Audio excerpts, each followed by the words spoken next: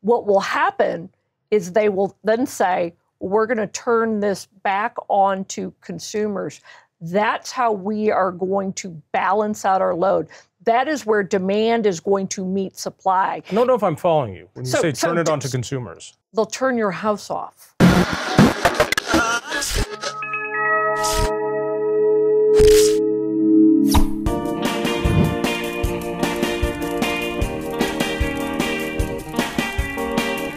So, does the Kamala Harris and Waltz presidency scare you? It scares our next guest. But first, like and subscribe to our channel. Click on that little bell icon for notifications. And please find Devil's Advocate Podcast on your favorite platform. Amy Cooke. So, do I still need to get a generator? You haven't already? Actually, I told you once already you need one. Yeah, and in fact, I'd say if it's Harris Walls, get on it pretty quick. I'm surprised to see how many generators I'm seeing advertised and for sale. You can't go to Costco now without seeing generators for your house and then portable ones. People are starting to get a sense, I think, that they know electricity is not going to be reliable for long. Think about that. We are in 2024 and we are talking about reliability issues like we're some kind of third world country.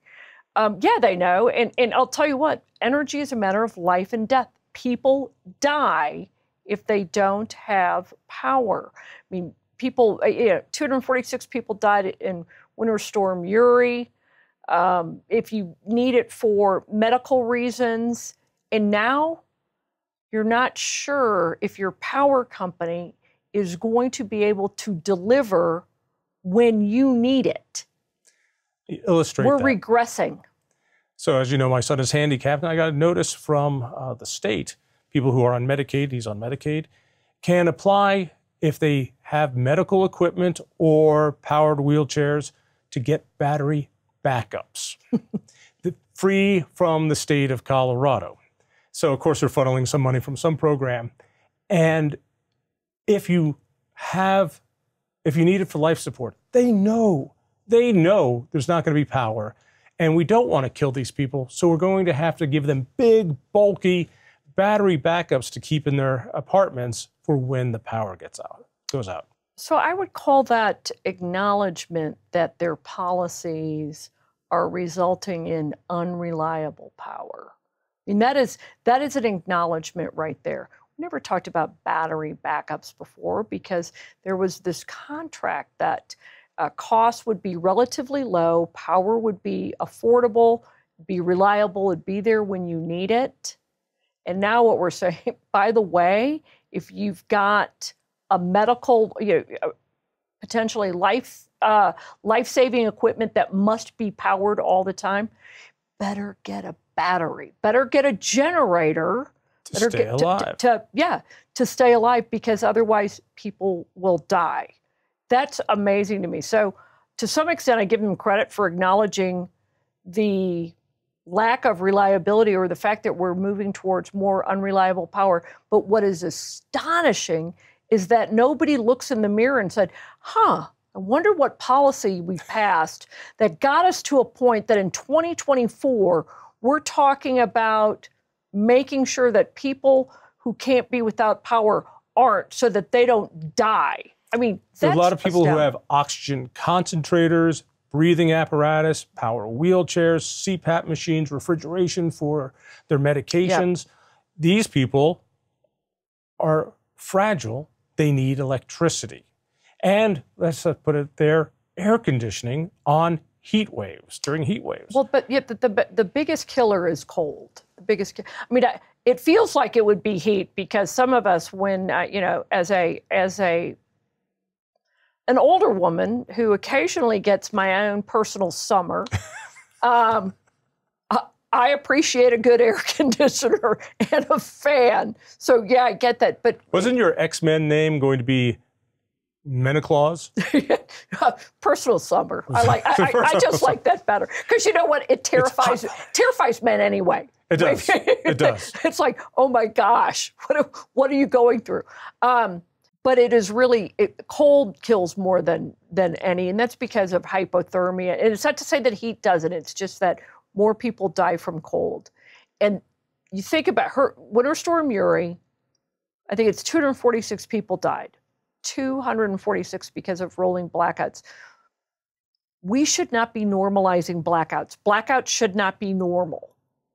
But we are. Our government is, by acknowledging the fact, let's make sure these people have some kind of a backup, so we're going to get them a generator.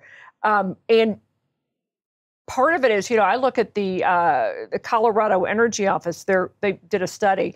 They didn't really publicize it much. Funny. But they acknowledge that decarbonizing the grid, Colorado's electric grid, using wind, solar, and batteries would be the most expensive way to do it. They actually put this in a report. Yeah, well, yeah. I mean, what you've been saying for the better part of 15 years. It's a long time.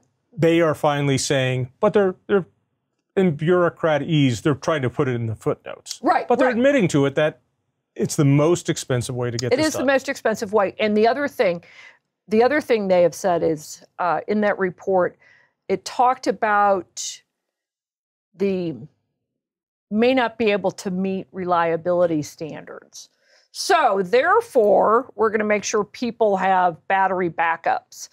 So the point is, they're acknowledging it. They're acknowledging that blackouts have to occur because there will not be the reliability, thanks to renewables, compared to something like coal, natural gas, nuclear, which you can rely on.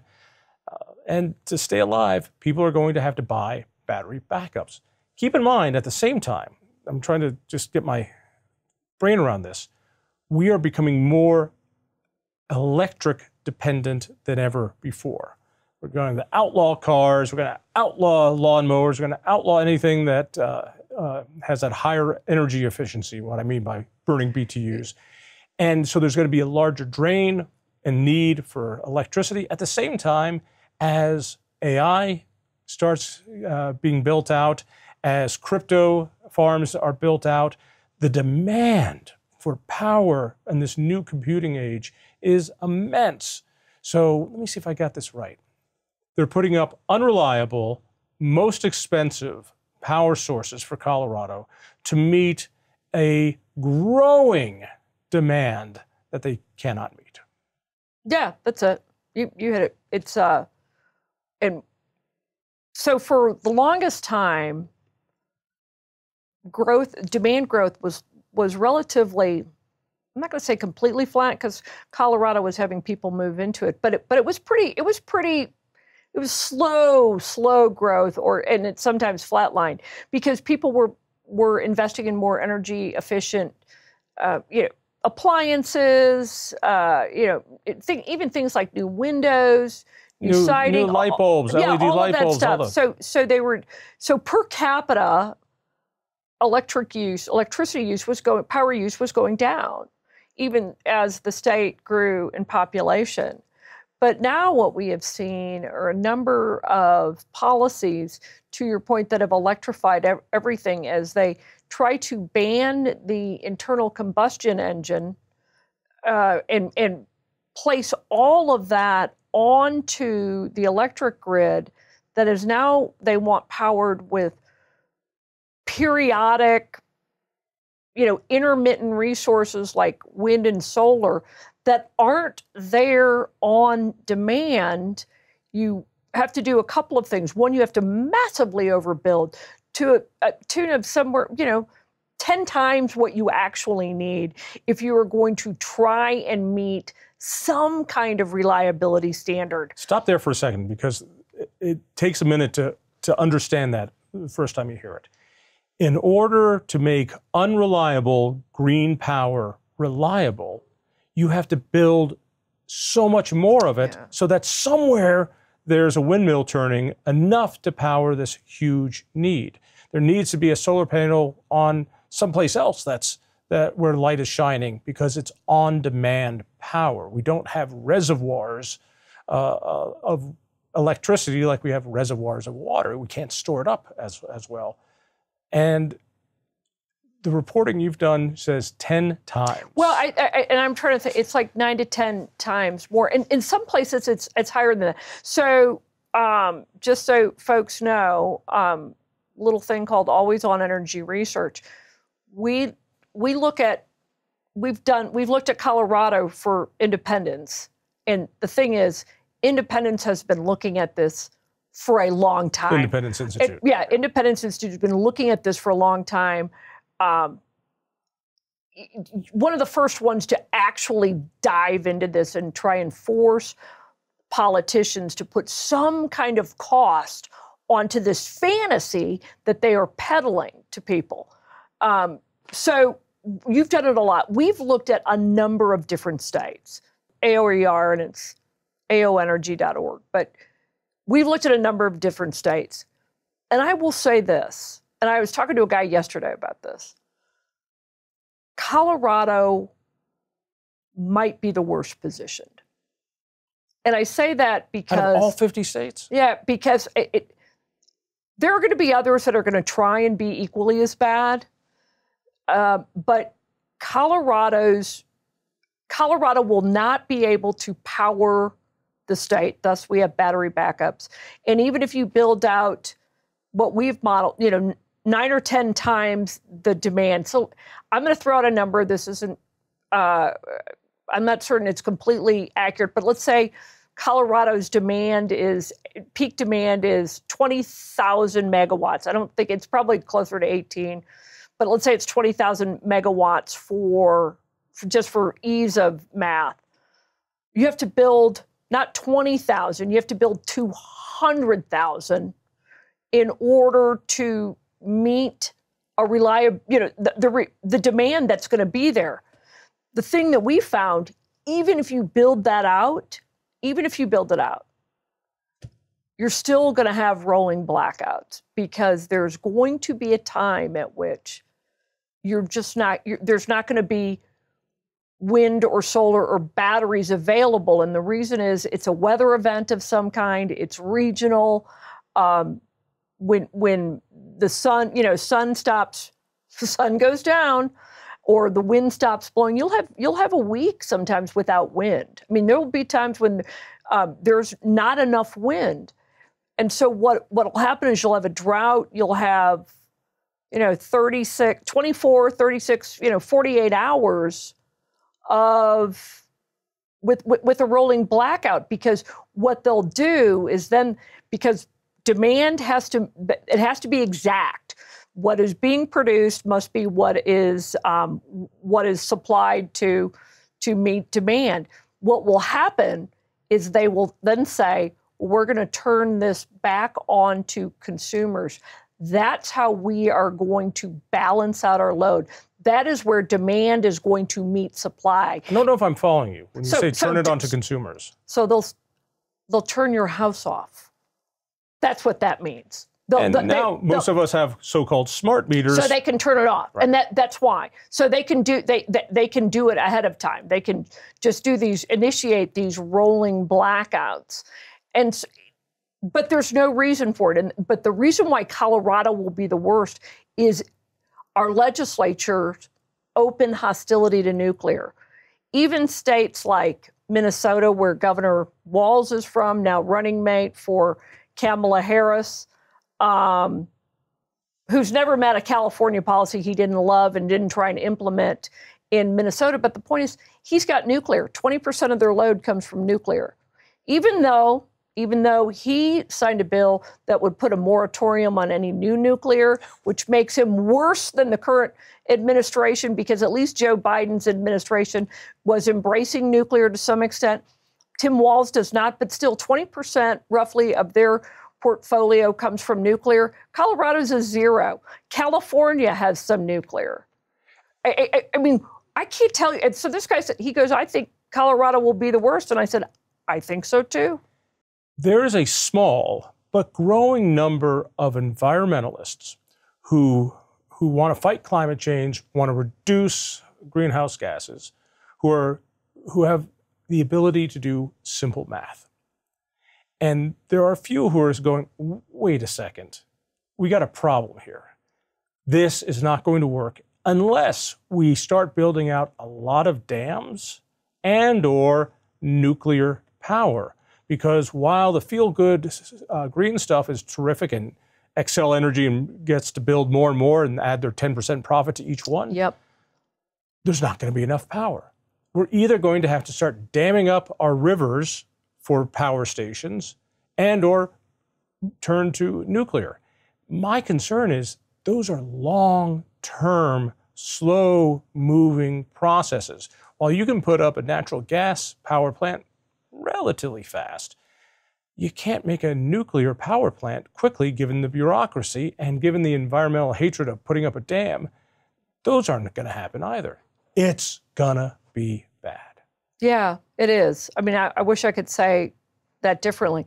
What is hilarious, to some extent, unless you're living here, is that the energy office, the governor and his energy office think that hydrogen's going to save them. And the Independence Institute published a policy brief on that. And there's a longer study that the Independence Institute will be producing on hydrogen and how much it's going to cost.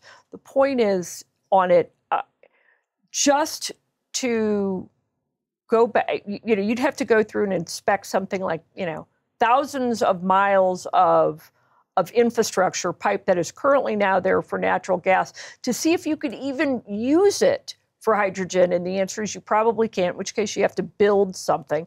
But hydrogen is probably farther out than nuclear at this point. And our back of the envelope, just quick calculations, to go through and inspect all the pipelines, do everything you need to do, probably, $50 billion, $51 billion. Nobody has ever asked Coloradans if they'd be willing to pay for this. Just for comparison, everything the government spends in Colorado is only about $30 billion. So we're talking maybe 2 years of no education, no healthcare, no roads. Well, when you start adding in things like transmission lines and stuff, and all of it, your total cost is hundreds of billions of dollars. Let's bring it down to a level I can understand. Okay. Hydrogen is flammable, like natural gas. Natural gas is so much more clean burning than coal by factors, and hydrogen is even cleaner than natural gas, I believe. But it is wildly volatile. Yeah. Just look at the Led Zeppelin album cover of the Zeppelin bursting into flames to understand that this is a dangerous component. Well, listen. Do we have a lot of it here, by the way? Well, I mean, we have a larger study coming out, so I don't want to give away all of it. But I will say this: hydrogen is not ready to be an energy source or even a backup source at this point. I know some utilities that have quietly abandoned it because they have, you put in $1 worth of energy and you get, 65 cents back. That's not a great return on your investment.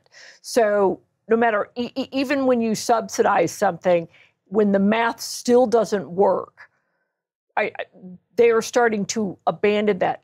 Colorado is, again, doubling down on a fantasy that they're going to use this as a backup. They're not, unless they bankrupt the state. The problem is no one's ever asked Coloradans officially, do you want to pay for this? They haven't even bothered to ask how much it would cost until now. No one has asked, how much will this actually cost Coloradans? And they finally did it. The Colorado Constitution says if you're going to raise taxes, you need to get permission directly from those people who are paying taxes. When it comes to regulatory change, no, voters don't have to okay regulatory change. And so the new mandates coming out of the legislature are just forced upon people. And the cost is not a tax because it's going to come in your utility bill. Right. And for those of us who've been around and watching our utility bills go up and up and up, it's odd because, as you said, we're using less energy than before, yet our bills are going up. You're using less per capita, but you're going to be using more when you electrify everything. Yeah. So let's just bring it up to this point in time. Yeah. Our bills are going up as our usage has dropped, as the natural resources of coal and natural gas have hit all-time lows. That difference between what it was and what it is all regulation. It's all policy. It is the politics of energy. So we wrote in 2010, after House Bill 1365, which was the first mandated fuel switching away from coal to natural gas, that reliability would go down, costs would go up, and that the environmental left would start coming after natural gas. All three of those things have happened. Reliability has gone down to a point where now we've got the government handing out battery backups to people.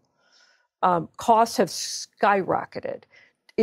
If you're a geek like me and you kept your Xcel bills from 2006 or 2008, and you compare the number of riders that are on there, all of those lists, I think there was... Those little extra charges and fees. Oh, and the most recent one we called the Fenberg rider, because it is a blank check. Xcel needs to upgrade the distribution system. Steve Fenberg gave them a late bill and a blank check. And even the PUC said, PUC commissioners, who, by the way, just a side note, why do they meet on Zoom? These people have some of the largest financial impact on Coloradans, and they meet via Zoom. They can't be in a room to. That way, you don't have to look at any constituents. You don't have to look at anybody. You're in your kitchen. Yeah, why not? That's criminal. That's criminal. Okay, hang on. It does show the casual disregard the PUC has for people who work for a living, people who care, who want to be part of this and want to show up personally. And so the one thing they said, though, about that bill that was passed at the end of the legislative session, and I'm trying to, I think it's SB 234, the Fenberg rider. Steve Fenberg owns that. A state lawmaker who used to talk a good game about holding Xcel accountable, just handed them a blank check that's likely going to cost Xcel ratepayers hundreds of millions of dollars eventually as they upgrade this distribution system, which I acknowledge, listen, that kind of stuff has to happen, but he gave them a blank check. Even the PUC, the commissioners there said, I don't like this, it's kind of vague, but we have to do it because the legislature is making us do it. To which I'd say, you know what? Tell them no. Tell them no, so you won't do it. Say, you know what? You guys want to increase ratepayers' bills? You do it. Be honest about it. That's part of the problem. It's worth repeating this. You and I have said this a million times. There was a grand bargain made generations ago that companies like Xcel would get a monopoly and a guaranteed rate of return. They make at least 10% a year. They buy a pencil, they mark it up 10% and charge it to ratepayers. Guaranteed. It's money from heaven. In exchange, the bargain was you have to give us least cost energy. And we're going to have this Public Utilities Commission, the PUC, and they're going to keep an eye on you. And you have to get permission when you build things because they're going to look over your numbers and make sure it's least cost. It wasn't that many years ago when the PUC got rid of that grand bargain, and now it's quality of life and environment at a reasonable cost, and up went this. There is nobody watching the back of ratepayers except Independence Institute and what you do. Well, you know what? And I've learned something through this process. I've learned a lot, actually. But That was back in 2007-ish, roughly, after Governor Bill Ritter was elected, and Ron Binns was head of the PUC, and they changed the mission statement to be the, instead of least cost, reliable power, it went to reasonably priced, consistent with the social, environmental, and economic values of the state of Colorado. So what a bowl of oatmeal. What does that mean? And who gets to decide what the values are? Like who least cost means least cost. Yeah, it means cheapest. Reliable means when you need it, it is there. Those are measurable, hard things. And now it's mushy soft. It is the other stuff. So they changed the mission statement, and that was so that we could usher in this new energy economy that Bill Ritter was the big champion of. And he wanted windmills and solar panels everywhere. Problem is, converting those into electricity is really expensive. And they kept saying it's going to be free. You know, it's free. It's wind and solar are free. You can do it. Energy rates are going to go down. And, you know what they're saying now on that? So this is the other thing. So think of what they've acknowledged. They've acknowledged that wind and solar. Can you imagine if they'd said, hey, by the way, if we switch to wind and solar, it's only going to cost you $61 billion. You all good with that?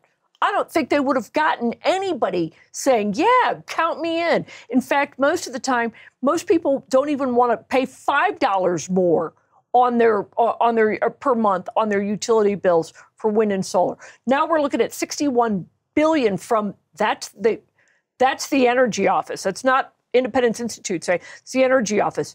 We also know they're undershooting it too. We know that it's way low. So they've said that. They've acknowledged that they've screwed up reliability. So that's gone. So not only is it not going to be least cost, it's not going to be reliable. And now the other thing is too, we're going to literally have an entire landscape, this beautiful state of Colorado, littered with windmills and solar panels. And it still won't be enough. You still won't be able to power the state. I saw a photograph recently of a windmill graveyard.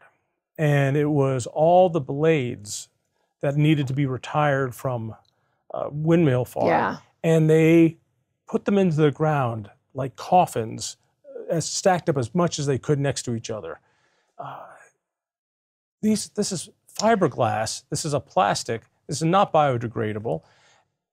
But they don't last like a smokestack lasts. It gets thrown away. It doesn't get recycled. Look what's happening in offshore wind. I mean, I don't know if anybody around follows it, but if you follow me on Twitter, @TheRightAOC, follow me on Twitter, you'll see a whole bunch of posts on what's happening with offshore wind. Offshore wind, so they had one collapse, and so now you have fiberglass and debris that doesn't break down. It doesn't break down. It simply washes up on the shore, or it gets caught in, you have fish and marine life trying to eat it. It is absolutely. Good thing we don't eat seafood. Yeah, I mean, well, you shouldn't here. It's not, go to the coast if you want great seafood.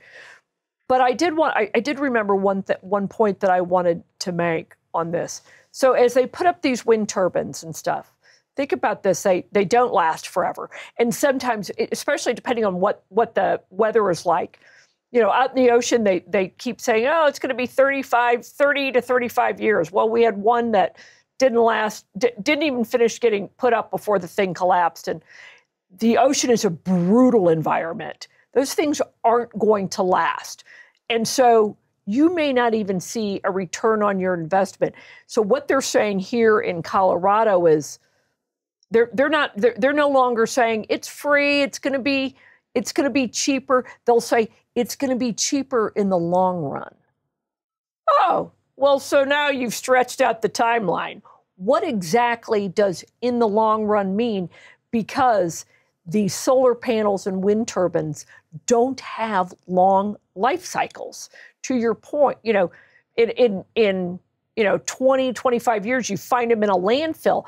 I'll tell you, you get 20 to 25 years out of one of those things, it's pretty good. 40, 30, you're pushing it. Whereas a nuclear power plant, you're talking about something that could last 80 years. Comanche Power Plant was scheduled to be retired in 2070, 2072. Do I have that right? So that's just the cleanest coal-burning plant, perhaps on the planet, was scheduled to be decommissioned in 50 years. So, and part of that is we invested, Colorado ratepayers invested to extend its life cycle with some of the most, at that time, up-to-date environmental equipment to make it the cleanest, one of the cleanest burning coal plants. We invested in the plant so that we could keep it online longer and have it be the cleanest burning coal-fired power plant. But now, while we're paying it off, it's going to be decommissioned in a couple of years so we could have unreliable windmills and other things. Yeah. So we get to pay off Comanche, get no power from it, while we build all this other stuff that's less reliable. We get to pay 2 mortgage payments for 1 power system. Yeah, and I'll say this. There are other states that are doing it right, that get energy policy right. Colorado isn't one of them, one of the worst. Minnesota Governor Tim Walz, his state is not one of them that's doing it right. Kamala Harris's state of California isn't doing it right. To bring it back to one of the questions we asked, so what is Tim Walz? Let's put it this way. If it's a Harris-Walz presidency administration,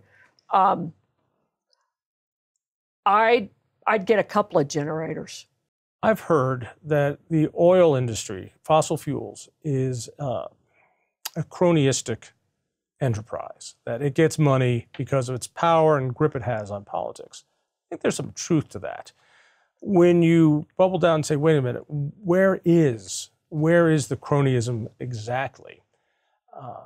The remark from environmentalists will be, well, they get their resources from government lands, and what is leased out and what they pay for it is well below market price. And that's the subsidy. At which point you go, all right, so we just privatize the land and we've taken care of it, and then they'll have to pay market price. I don't think people get the most cronyistic, the most corrupt systems of getting money out of the government is coming from green energy. Tell me I'm wrong on that. Well, I would like to, but just because it's fun to tell you you're wrong.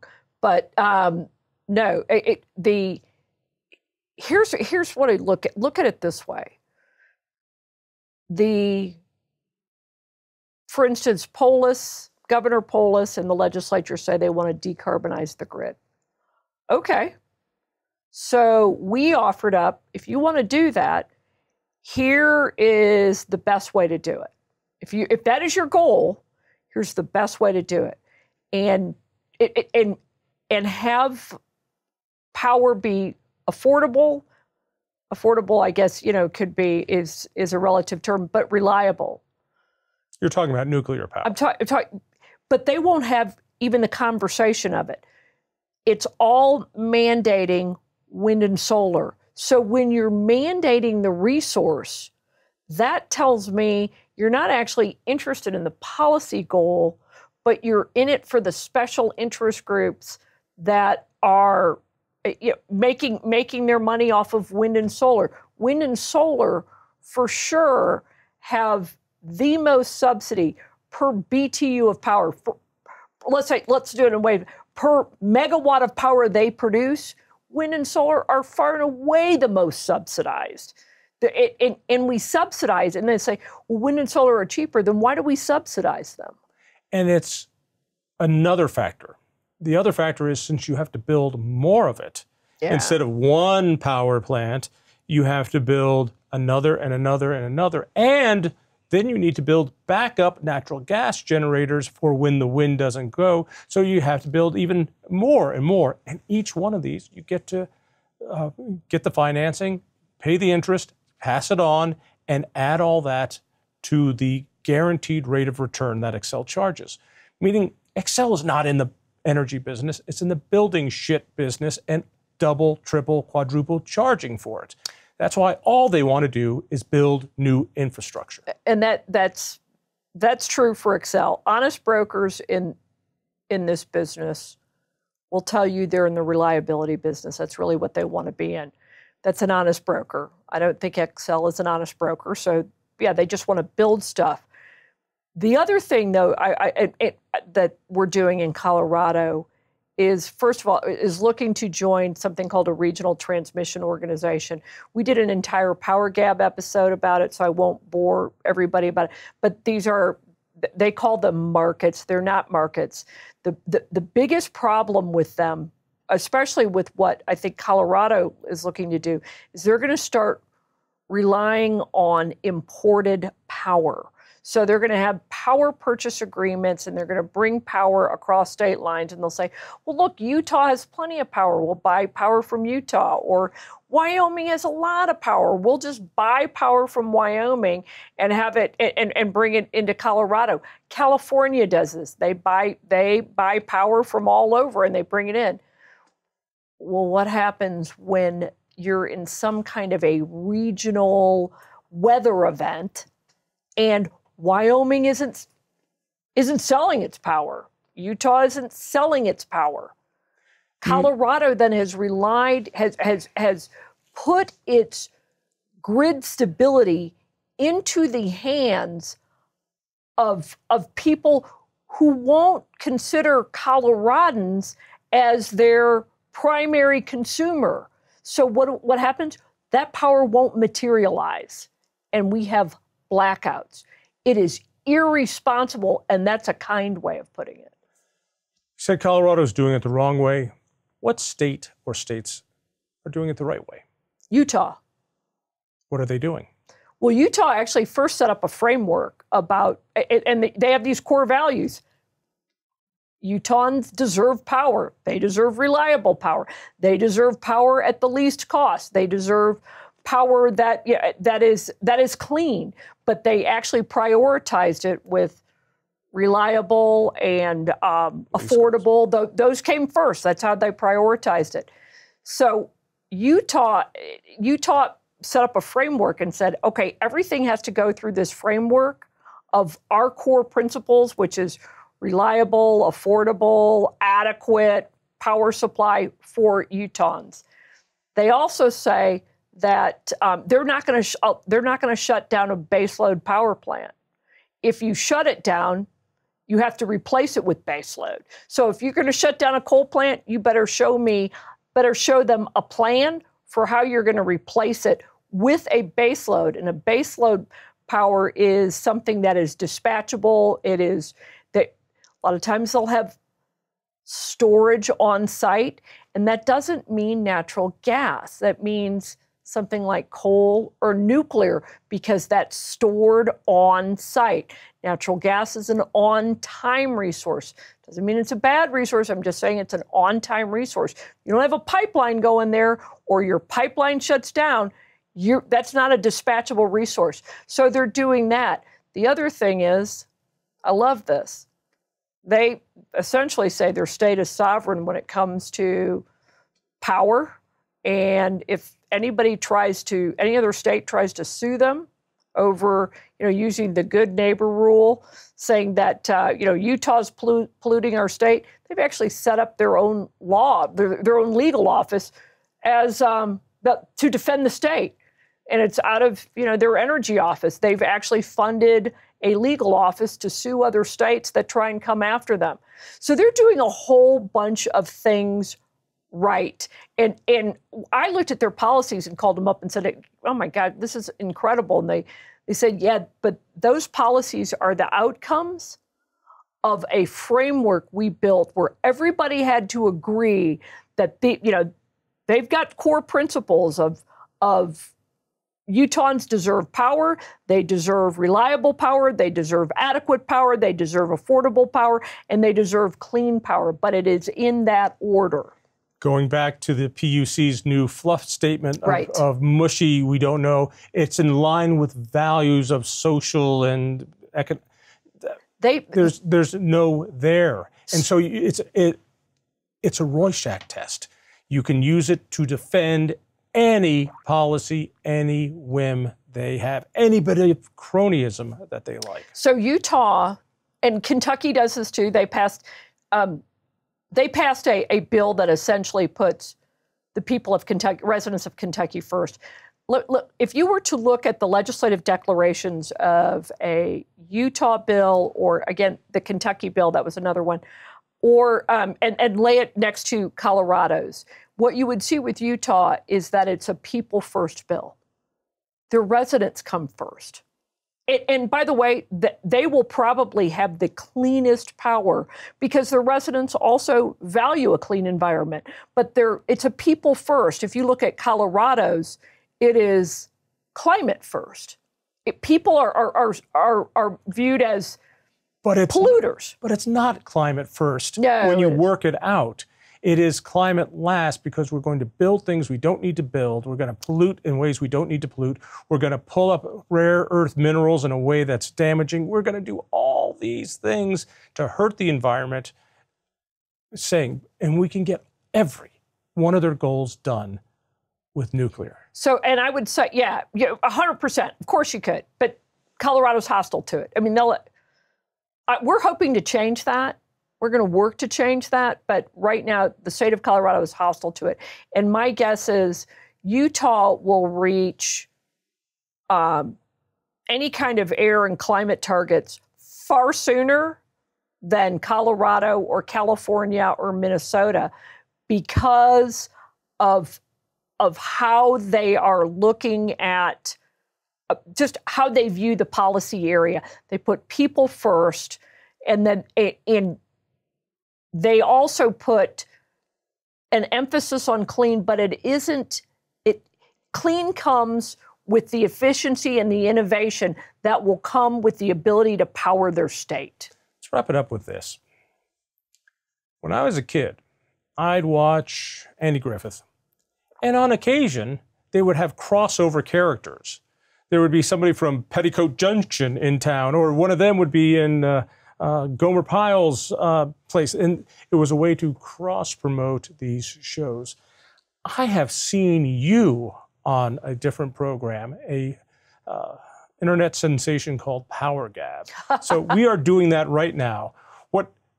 Talk to me about Power Gab. It is the first in the country that does this. Well, the fun thing about Power Gab is there are plenty of shows that tackle energy policy at the national level. We look at it specifically through the lens of Colorado. So it is a Colorado-centric podcast, and it's 20 minutes, so it's not going to be an hour-long deep dive. You don't have to invest this crap like we're doing. Yeah, you don't have to invest a ton of time into it, but we'll talk about all Colorado energy policy and its impact on you. And we do it every single week. We're not trying to replicate what so many other great shows out there do, but there's nobody doing it from our perspective on energy policy in Colorado, strictly looking at it through the lens of Colorado ratepayers and power consumers. It's a fun little show because we can do all of this stuff. We just take it through Colorado's lens. So we talk about the PUC, we talk about policy, we talk about politics on occasion, and we take even national, we can take national policy or national events. It just goes through our lens of what is happening in Colorado. So what does it mean for residents here in the Centennial State? So we don't expect to have this giant following, but because it's going to be of interest to people in Colorado. And people can get it both on YouTube and on podcast. Power Gab, Power Gab, Power Gab. All you do is look up Power Gab. Trust me, we'll be there. Amy, thanks as always. If you enjoyed that conversation, by all means, click one of these other great programs. We have the best conversations with the most fascinating Coloradans. and subscribe to our channel. Just click down below and hit that little bell button too. You don't want to miss a single show.